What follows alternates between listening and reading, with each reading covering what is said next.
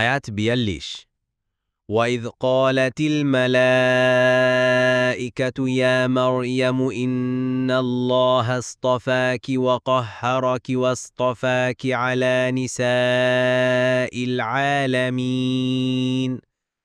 অনুবাদ আর স্মরণ করুন যখন ফেরেশতাগণ বলেছিল, হে মারিয়াম, নিশ্চয় আল্লাহ আপনাকে মনোনীত করেছেন এবং পবিত্র করেছেন আর বিশ্বজগতের নারীগণের উপর আপনাকে মনোনীত করেছেন। পঞ্চম রুকু ১ নম্বর ফুটনোটের বিবরণ।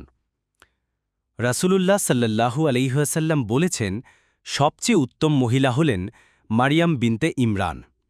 অনুরূপভাবে সবচেয়ে উত্তম মহিলা হলেন খাদিজা বিনতে খুবাইলেদ। বুখারী ৩৪৩২, মুসলিম ২৪৩০। অন্য বর্ণনায় এসেছে, রাসূলুল্লাহ সাল্লাল্লাহু আলাইহি ওয়াসাল্লাম বলেছেন, পুরুষের মধ্যে অনেকেই পূর্ণতা লাভ করেছে, মেয়েদের মধ্যে কেবলমাত্র ফিরাউনের স্ত্রী আসিয়া এবং ইমরানের কন্যা মারিয়াম পূর্ণতা লাভ করেছে। আর সমস্ত নারীদের ওপর আয়েশার শ্রেষ্ঠত্ব যেমন সমস্ত খাবারের ওপর সারিদের শ্রেষ্ঠত্ব। বুখারী ৩৪৩৩, মুসলিম ২৪৩১।